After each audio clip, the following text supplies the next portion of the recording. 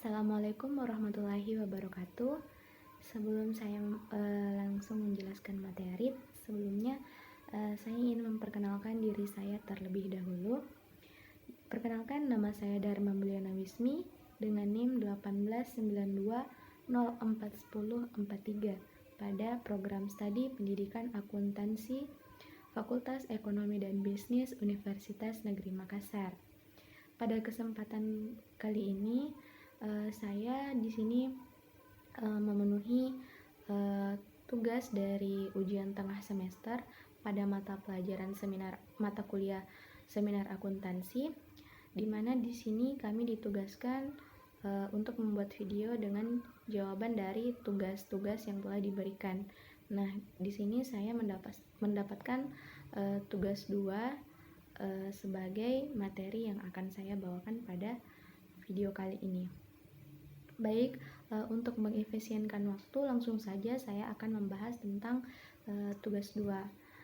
Jadi, pada tugas 2 ini kami diperintahkan untuk membuat rumusan awal rencana penelitian, di mana penelitiannya di sini berjudul Analisis terhadap Sistem Akuntansi Keuangan Daerah pada Badan Pemberdayaan Masyarakat dan Pemerintah Desa.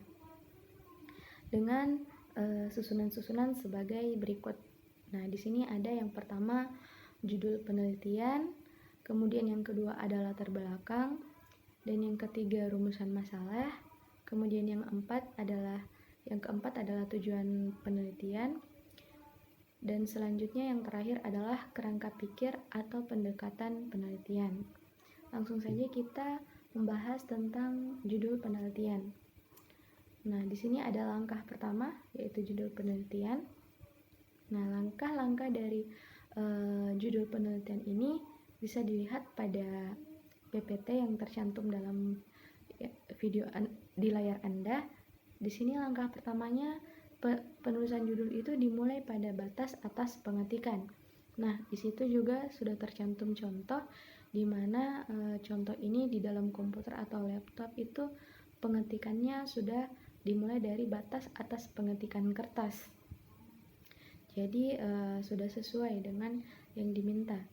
Kemudian langkah yang kedua yaitu menggunakan huruf kapital dan ditebalkan atau di bold dengan jenis font Times New Roman dan font dengan ukuran 12 dan jarak barisnya single atau 1 dengan model rata tengah.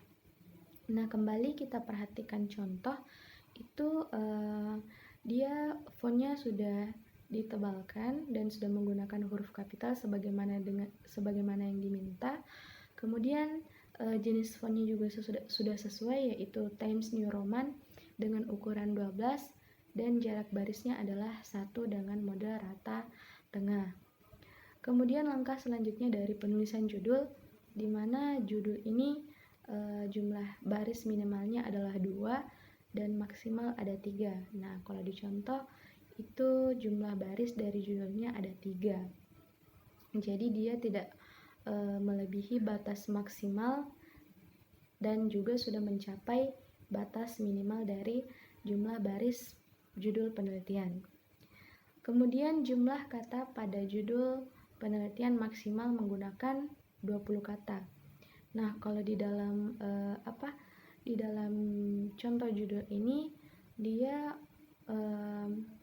terdiri dari 12 kata. Dan selanjutnya itu memperhatikan pemotongan pada setiap kalimat. Maksudnya di sini satu baris dari penulisan judul itu harus diperhatikan pemotongan kalimatnya. Jangan sampai pemotongan kalimatnya ini menggantung.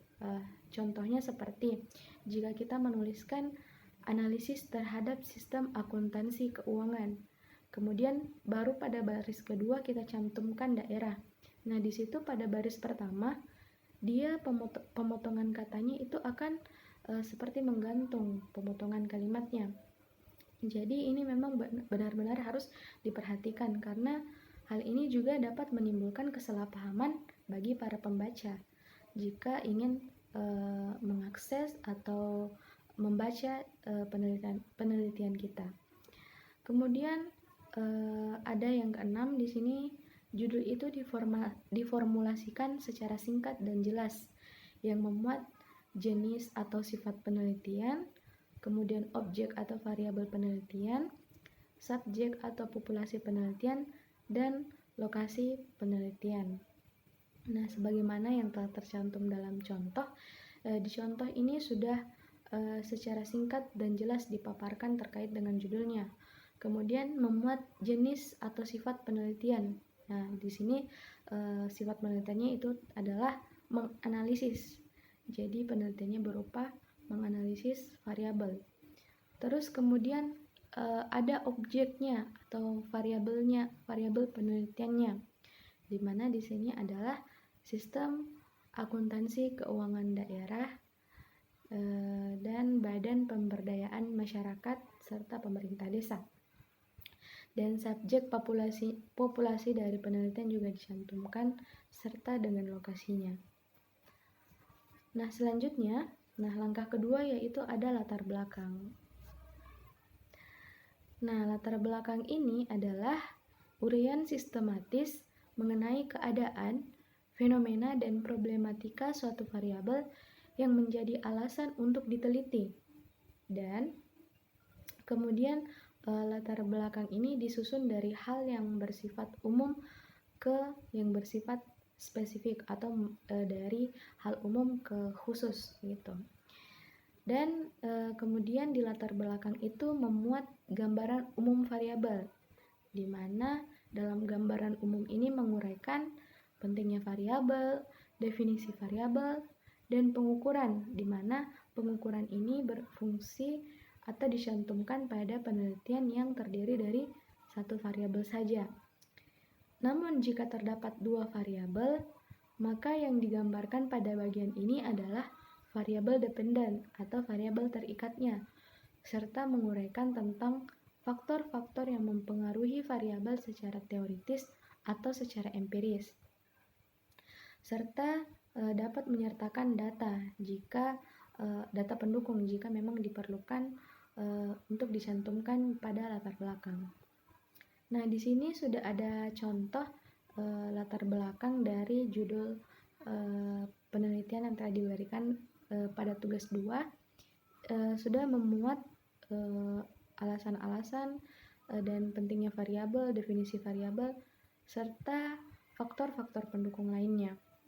Jadi menurut saya latar belakang yang saya cantumkan pada contoh ini sudah cukup sesuai, namun pada latar belakang ini itu masih kurang lengkap karena belum menyertakan pengaruh variabel secara teoritis atau secara empiris, serta juga tidak menyertakan data pendukung.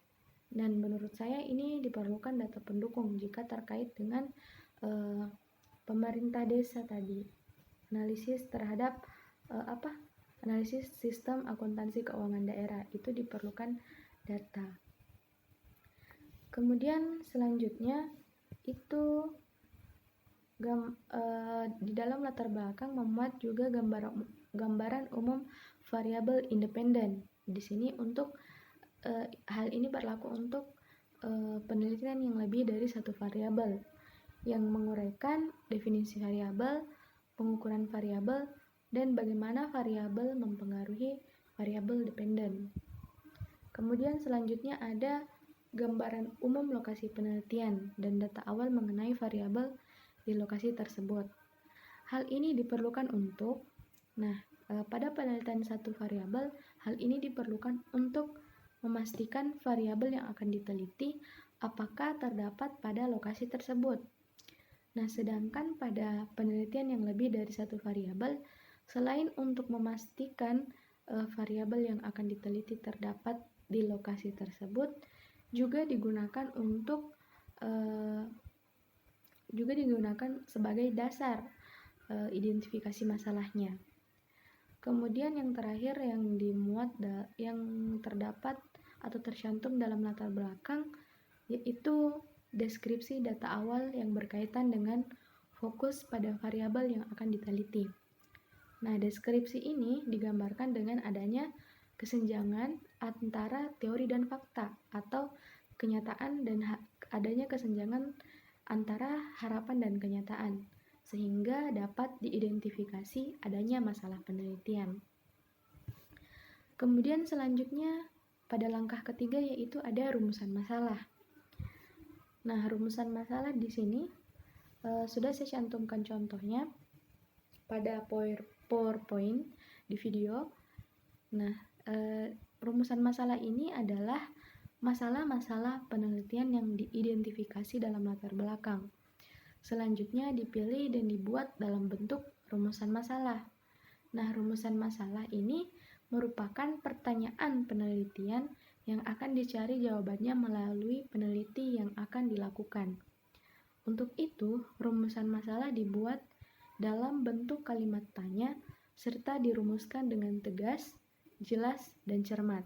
Nah, kalau kita berdasarkan judul yang dicantumkan pada tugas 2, nah rumusan masalahnya yaitu penelitian ini adalah rumusan masalah dari penelitian ini adalah bagaimanakah penerapan sistem akuntansi pemerintah pada badan pemberdayaan masyarakat dan pemerintah desa.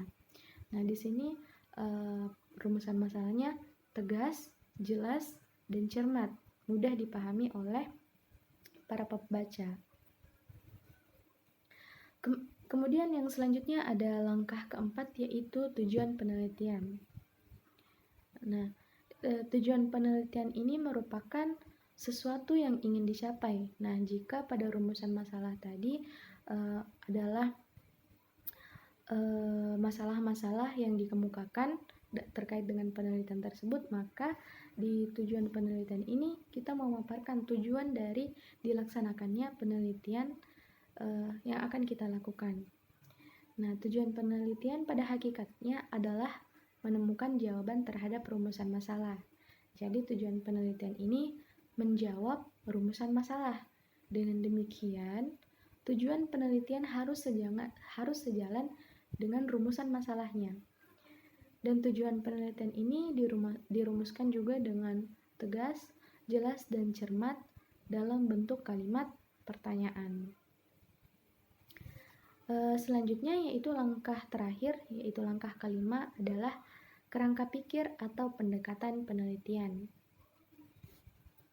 Nah, di sini dikatakan bahwa kerangka pikir atau pendekatan penelitian adalah suatu diagram yang menjelaskan garis besar alur logika berjalannya sebuah penelitian, atau juga biasa didefinisikan kerangka pikir ini dibuat berdasarkan penelitian dan mempresentasikan sesuatu himpunan dari beberapa konsep serta hubungan di antara konsep-konsep tersebut.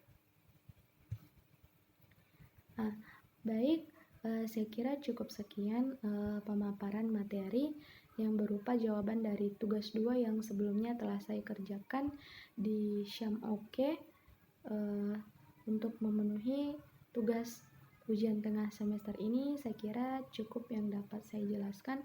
Adapun apabila terdapat kesalahan dalam penyampaian materi, mohon maaf yang sebesar-besarnya dan mohon kritik dan saran dari teman-teman sekalian.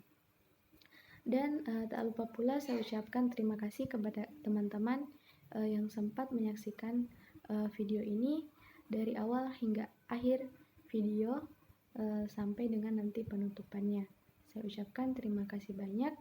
Dan akhir kata, saya Dharma Mulyana Wismi. Wassalamualaikum warahmatullahi wabarakatuh.